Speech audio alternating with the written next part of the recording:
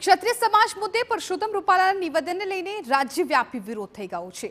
ત્યારે વિરોધના વંટોળ વચ્ચે મહીસાગર જિલ્લાની ક્ષત્રિય સમાજની બહેનોએ પણ રણ મેદાને ઉતરી ગઈ અને તેમણે એક સંમેલન યોજીને વડાપ્રધાન મોદીને 600 જેટલા પોસ્ટકાર્ડ લખ્યા। તેમણે તમામ પોસ્ટકાર્ડમાં એક જ માંગ કરી છે કે પરસોત્તમ રૂપાલાની લોકસભા ટિકિટ રદ કરવામાં આવે। જો ટિકિટ રદ નહીં થાય તો હજુ ઉગ્ર આંદોલન કરવાની ચીમકી આપી છે। આ દરમિયાન બહેનોએ એકત્ર થઈને સૂત્રોચ્ચાર પણ કર્યા।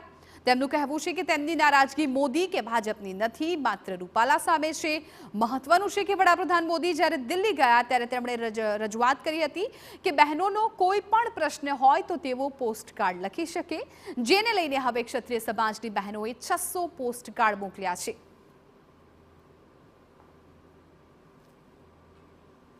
રદ કરવું એ જ અમારું સૂત્ર છે, એ જ અમારો નારો છે કે ભાઈ રૂપાલા સાહેબની ટિકિટ રદ થાય એ માટે અમે અહીંયા ઉપસ્થિત રહ્યા છે।